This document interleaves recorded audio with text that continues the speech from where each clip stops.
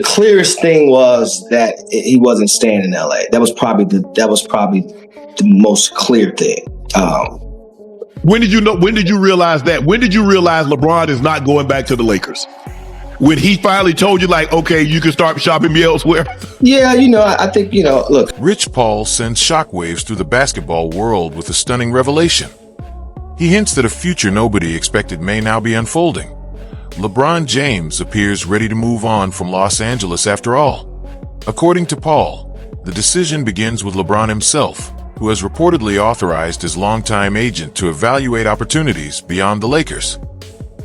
Following several seasons in purple and gold, one of the most closely watched free agency stories in NBA history has officially entered a dramatic new chapter. The only question now is where LeBron's journey leads next.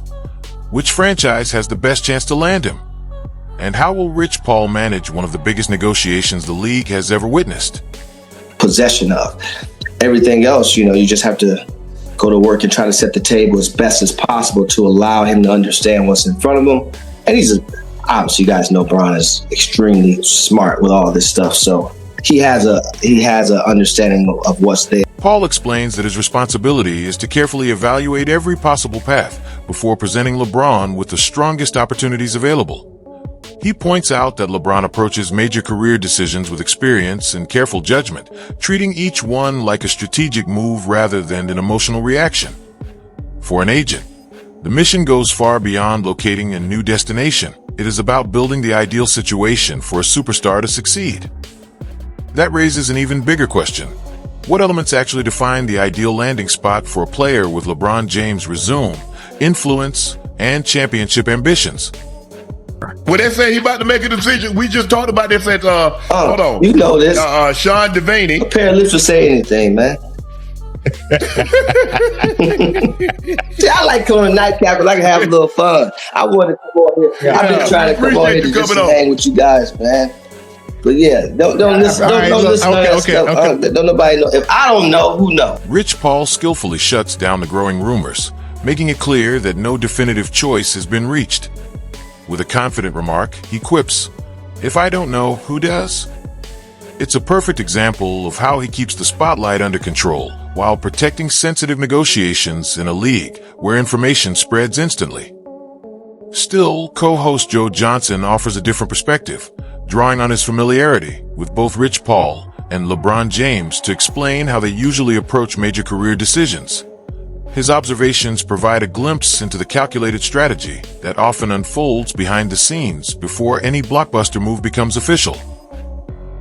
The curse to be in the position that he's in, being the executive that he is. So he has to keep it hush. You have to understand LeBron and Rich and their team in general, how they always been. They've always been 2 or 3 steps ahead of everybody else. And what I like to call it playing the waiting game. LeBron is methodical. They're very strategic, and they're always ahead of the game. They're always ahead of the curve in everything that they do. Joe Johnson explains that Rich Paul's greatest strength is also one of the toughest parts of his job, protecting confidential information while operating at the highest level of the NBA. He stresses that LeBron James doesn't make career-changing decisions on impulse. Every move is carefully planned, with long-term goals in mind and multiple outcomes considered before anything becomes official. This isn't the kind of decision that's made overnight, which naturally raises the question: if LeBron is thinking several steps ahead, what destination best aligns with that long-term vision? Joe then shifts to the possible landing spots, arguing that LeBron's next chapter has to be the right one, not just another move. He suggests the Western Conference may no longer be the ideal path, pointing to the difficulty of competing against powerhouse teams such as Denver and San Antonio throughout a long postseason run. From his perspective, an Eastern Conference team could offer a smoother route and a stronger chance to contend for another championship. That leaves one intriguing question: which team in the East would provide the best fit for LeBron's pursuit of one more title? His next move has to be his best move. That's what they're thinking. So stay with me. Look at the landscape of the NBA right now. What is the best thing for LeBron to do? Okay, do I want to go play in the West? Absolutely not. Listen, Golden State, it looked good on paper. Does he want to play with Steph? Yes. He's always loved to play with Steph. Joe Johnson breaks down the possibilities, arguing that LeBron's next decision has to maximize his championship chances. He suggests the Western Conference may no longer be the ideal path, given the strength of its top contenders and the demanding road through the playoffs. From his perspective, the Eastern Conference could provide a more favorable route to another finals appearance. That naturally leads to the biggest question: which Eastern Conference team offers the best fit for LeBron's pursuit of one more title? You got Maxey need the ball. You got Jalen Brunson. Again, I mentioned it earlier. Jalen Brown. You got Embiid sort of clogging up the hole a little bit. He in the way. That don't make no sense. Down here, the 305 in the county, we already been. Why not bring another trip down here? You could facilitate. You could dictate. Well, control the pace of the game. Joe continues to narrow down the options, dismissing Philadelphia's fit due to Embiid and Nashi clogging up the hole. Instead, he passionately advocates for Miami. Return to South Beach for another championship run? The Heat's familiar territory and LeBron's dictating playmaking could indeed spark a new era there. Could the 305 truly be the next stop for the Kings? Not making about the money. We didn't sit back and tell nobody to hold nothing or do. There was conversations, but at the end of the day, people got to do what they need to do. But it's not about that, and so that actually makes the decision harder because, as you guys as former athletes, when have you ever made a decision? The latest revelation adds an unexpected twist to the conversation. Rich Paul suggests that LeBron's next decision won't be determined by financial considerations. In a league where maximum contracts and lucrative offers often dominate the headlines, that shifts the focus entirely. If money isn't the deciding factor, then the priorities become much different for a player at this stage of his career. Championship potential, organizational stability, roster fit, coaching, family considerations, and the opportunity to compete at the highest level are likely to carry far more weight than the size of a contract. As LeBron enters the later chapters of his remarkable career, the biggest question is no longer what a team can pay him, but which situation offers the best chance to add another memorable chapter to his legacy. When have you ever seen an athlete be in this position where he can sit there and say, "Oh, don't worry about the money"? How? I've never seen it. I don't know. I've been around a long time. This is my 25th season. It's his 24th. I count 25. I don't know. I've never seen that before. And so, I'm not turning down an opportunity to influence the youth, to give the youth confidence that they can do anything. Because guess what? While all these people are the main ones talking, they're also the main ones wasn't going to ever give somebody that looked like me, that come from where I come from, the lack thereof of a higher education.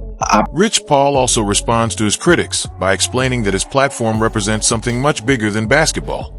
He says his journey is meant to inspire young people, showing that success is possible even for those who come from challenging circumstances or follow an unconventional path. Paul believes his career has defied the expectations of those who once doubted that someone without a traditional college education could rise to the top of the sports industry. Rather than apologizing for his influence, he embraces it, viewing his accomplishments as proof that determination and vision can open doors that many believed were closed. For Paul, being an NBA agent is only part of the story. His broader mission is to create opportunities, challenge long-held assumptions, and leave a lasting impact that extends far beyond the game itself. The way I look at it, because as you know, this is what I do. I do this every day, all day, evaluate talent. And it's not just, people say, you're just an agent. Well, actually, that's not true. I'm actually the CEO of the company that happens to be an agent. And so Paul makes it clear that his role extends well beyond negotiating player contracts. He explains that he isn't simply an agent.